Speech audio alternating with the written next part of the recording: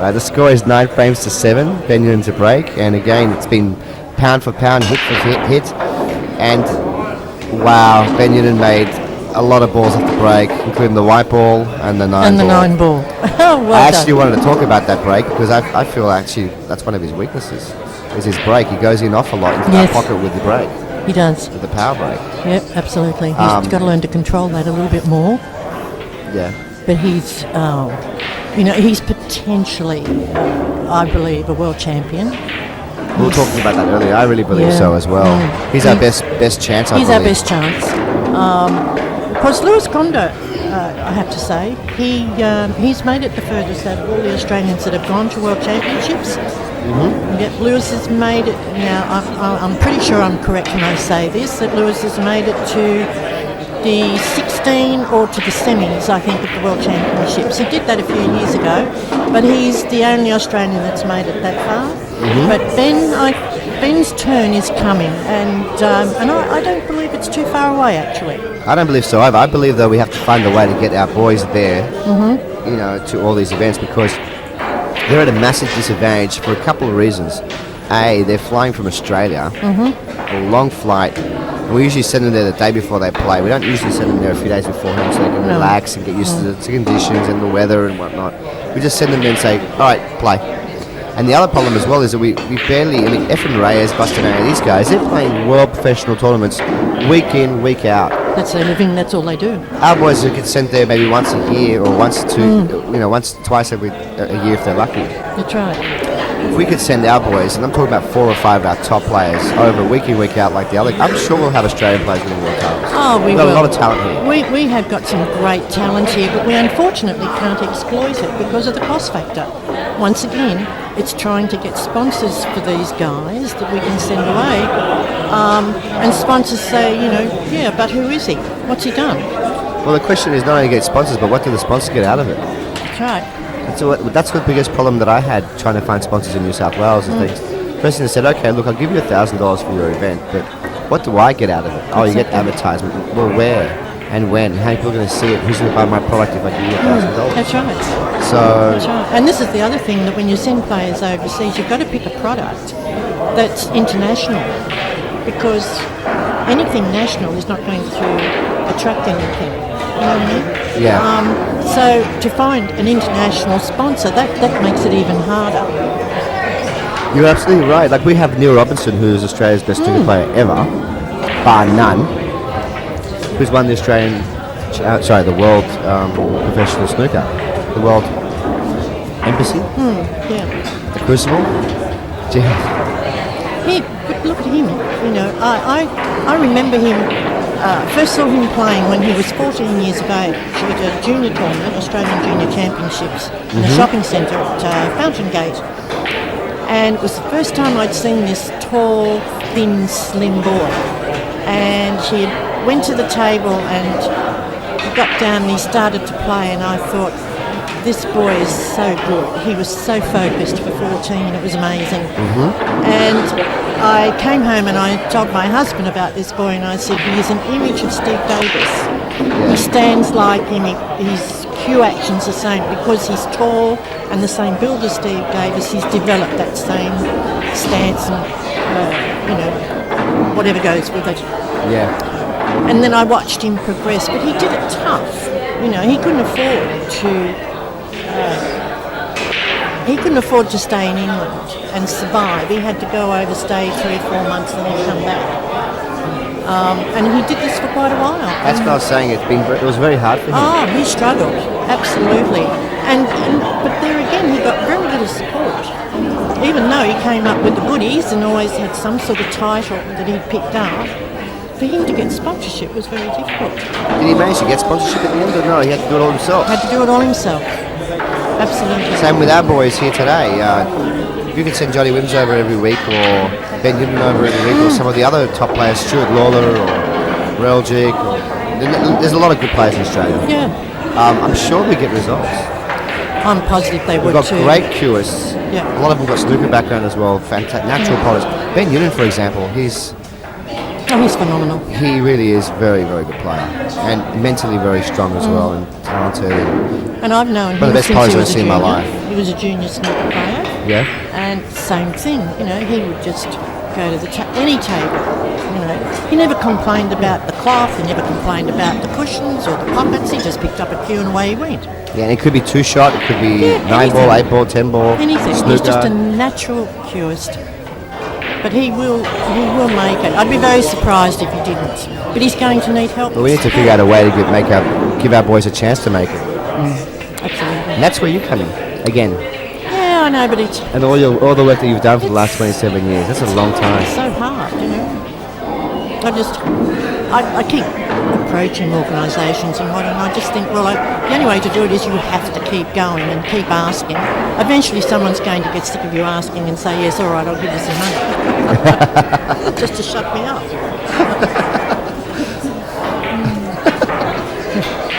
Not a bad approach. Persistence does pay. It's the only way. And are there any people you'd like to thank as well? I know that Lewis Condor was the mastermind behind the ceremony today. Behind this.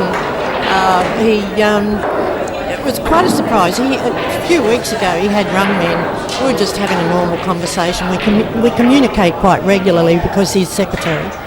And he started the conversation. He said, how long have you been involved in cue sports? And I said, Lewis, seems like forever. And I said, it's 27 years. So we got chatting away and he said, what else have you been involved in? And so I proceeded to tell him. And I said, what are you up to? And he said, nothing. And I said, well, why are you asking me all these questions? And he said, I was just curious. Ah, I said, right. He was planning it. He was planning it, but I didn't think anything of it at the time.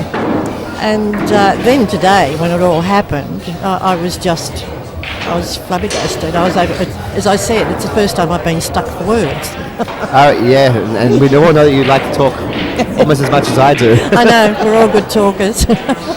Seems like that's one of the prerequisites of being on an association. Yeah, that's right. And I think you have Are to you a chatterbox? Yes, join our association. Chat away as much as you like. Yeah. Well, I believe the score is actually 9-8 right now in favour of Ben Nunan, raised to 11.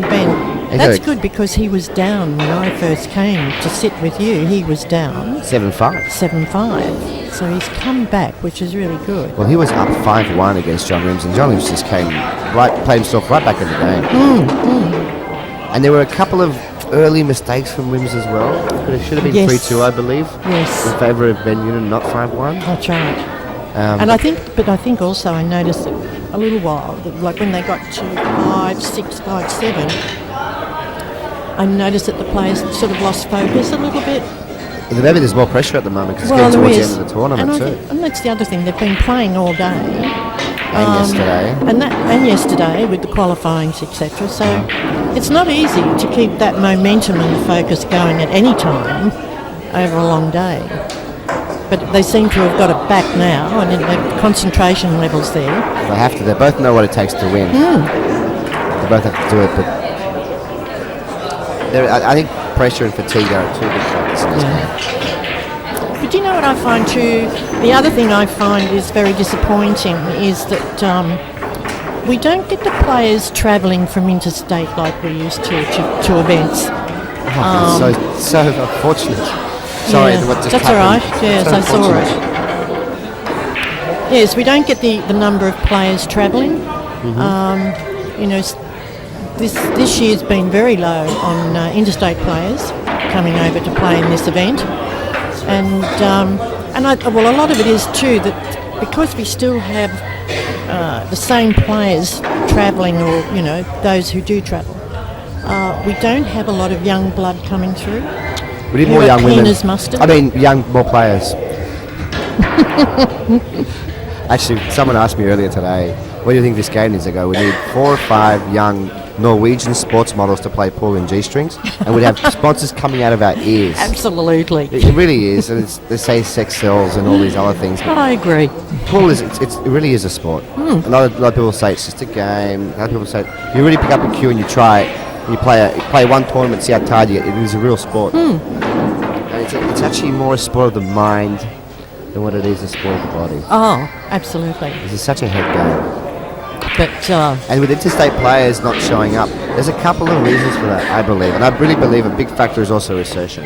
A lot of people are short for cash. It cost me about $1,000 this weekend just to come down here. Oh, I totally agree. I know when I go to South Australia in February for the Australian Championships, I'm there for about 4 or 5 days if there's a double event back to back.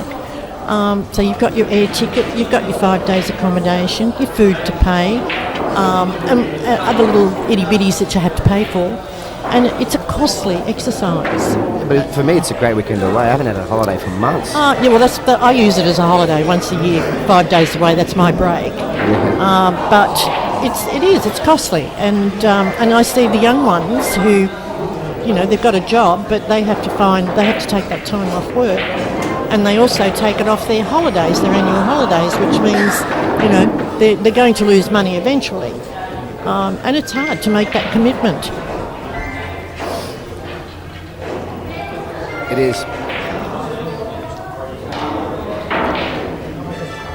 But also this weekend was the Australian two-shot. Two-shot downstairs. They were having the team selection for the national teams, and the team selected would go across to Adelaide. Yep. I think they go in about a month to play in the national teams event over there. So as well, that's bad timing because we could have got a lot more players here who wasn't for that event downstairs.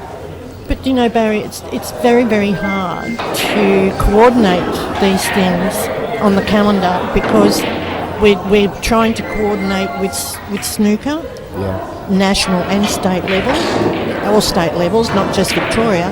And we're also trying to coordinate with pool, which is also on that. We have to coordinate with their national calendar as well as their state calendars. It's very hard not to get an event to clash. It's really difficult. Oh, I'm aware of that because we had the same situation in New South Wales. We had an event booked for a while, and then snooker went and changed their dates to a week later, and it clashed with our event. And we end up changing our event just so we can get some more players. Yep, that's right. No, it's really hard. This 9-ball for 9 apiece in a race to 11. Game's getting much closer. Great pot.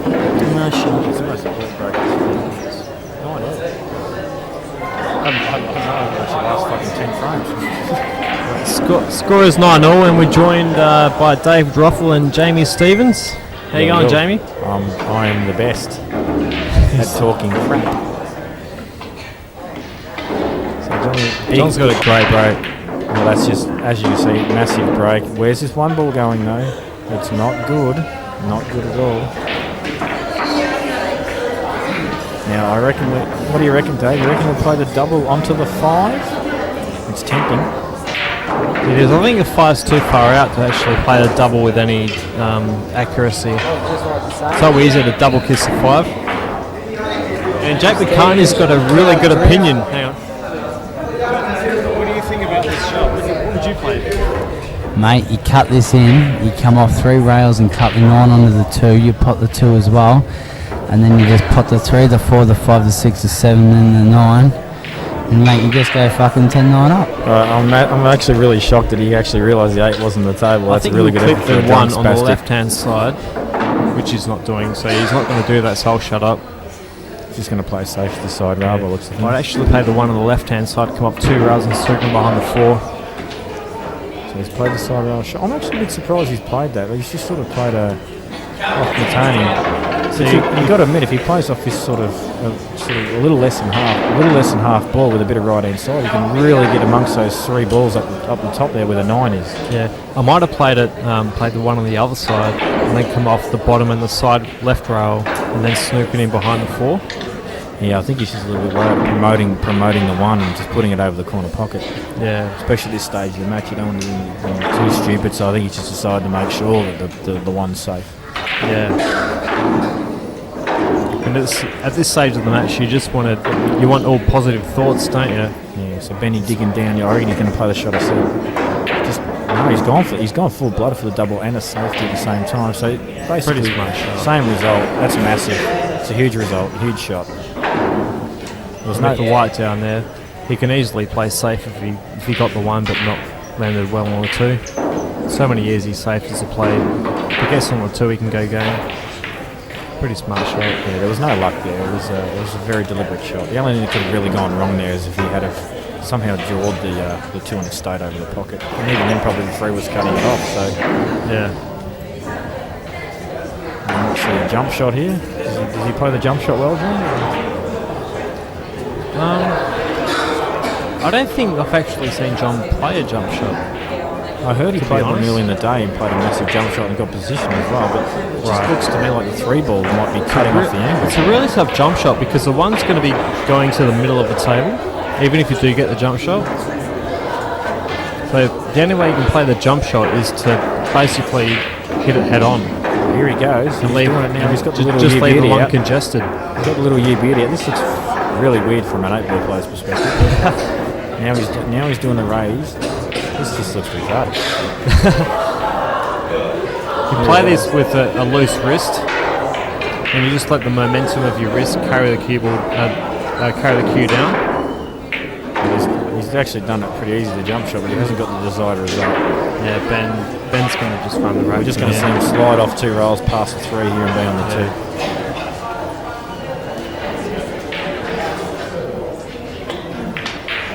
I don't expect any to miss those. This is the key shot in my opinion. It's just getting onto 2 to 3. The rest of it's pretty straightforward. Just a good angle off the 2 onto the 3, and the rest of it's really straightforward. Yeah, he'll be happy with that.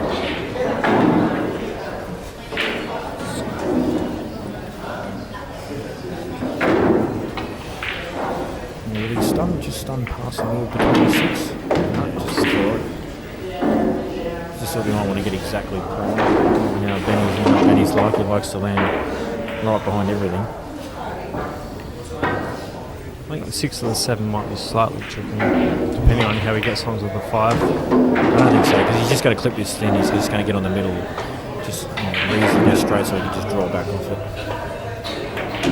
As you can see, he's going to get reasonably straight. He's going to draw back off. Great shot. Actually, I reckon he'll run through now. Just the heavier wide, he'll run through. No. He screws off. And he'll stun off the side. Perfectly behind the 9. You know what? As easy as he'll make this shot, in his mind, he's like, I should be right behind this 9. Not bad for the tea-towel shirt man. Yeah, it's a big pressure Blue for and white. So Benny Nunan on the hill and going to try and break for the match. That low dig on the white ball, as you see on so many 9-ball players. Bang! And he has got nothing. No, the 1 goes in. Oh, the white. He puts his arms in the air and the cue behind like he's having a stretch. And John Wynn doesn't give a shit about any of that fucking theatrics. He's straight to the table, ball in hand. Are there many 2-shot pool players who like to play 9-ball, but they don't get the opportunity to because they always play on 2-shot comps? Or do you think they play more 9-ball if they... No, I don't believe it's that. They often are at different times. I just don't think it's... it's got the exposure it does in Victoria as it should probably have, or could have, as it does in other states. Right, so there's no 9-ball leagues at all? No, nothing like that at all, really. Like there might be some minor ones. Like I'm not from Melbourne itself, but there's nothing major. It's New South Wales, obviously the main state as far as 9-ball is concerned. But there's played quite a few money comps in Sydney. You just don't see that in Victoria at all. Yeah, and look. I think it's a bit of a shame, really. I mean, I think it deserves as much recognition and acknowledgement as any other cue sport in Australia. So, and to be honest, it's pretty exciting to watch in regards to some 8-ball frames. You see, in 8-ball, you see balls get put out of the pocket, and while you might appreciate it if you are a tactical fan, for the masses, it's not a really enjoyable style of play to watch. Whereas this is just all guns a-blazing and usually just pot fest. Yeah, it's what people want to see.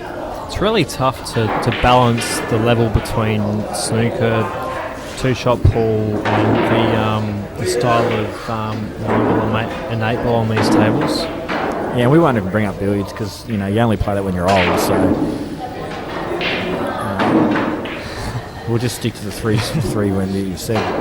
But no, look, I think it deserves it, and there are a few players that have realised that that perhaps 9-ball is the way to go from a. I wouldn't say a career point of view is concerned, but from a I think from a spectator point of view, 9-ball's really, really good. Like, you can play so much more aggressively on these tables. Like, even in 8-ball, like the defensive shots are so much more aggressive. Like, you can play your ball onto an opponent's ball to pot a ball that is blocked. Like to pot a ball over a pocket that is blocked. Yeah, exactly. And look, at the end of the day, there's lots of backing in this game as far as sponsorship and money is concerned. In 8-ball, there's not really a lot on offer. Whereas you play this at the world level, there's plenty on offer. So, I guess from that perspective, I'm surprised a lot of other people aren't playing it. I mean, probably myself included. I mean, I don't play the game, but maybe I should. But I guess life only allows so many styles in the amount of time you're allotted to play the game. Yeah, it's always tough to try to play 2 or 3 different disciplines. Oh, definitely. Especially when the pocket cuts on different tables is just so different. Like these tables, it's just so much easier to pop balls down the rail than it is to pop balls in the middle of the table. And I think that's just one bend in the match, that shot. That was a super shot. That cut looked pretty simple, but under pump, it's not an easy shot. This is just all natural now for Benny. He might put a touch of left on this. He has. He's just put a touch on it. Maybe not as much as what he would have liked, but he's not going to upset with that. He's just going to stun off the side of the rail, and he's just fatty. One good pot required from Ben Nunan. And there it is. He doesn't fuck up under pressure too often. Game, set, match. And Ben Nunan, the tablecloth man, he's done it. 11-9. Right on Benny, big time. Go and wear a new shirt next time, you spastic. The winner of the Oceania 9-ball and 8-ball men's singles. He's done it all. 2010. It's David Rothwell and Jamie Stevens. Thanks for watching.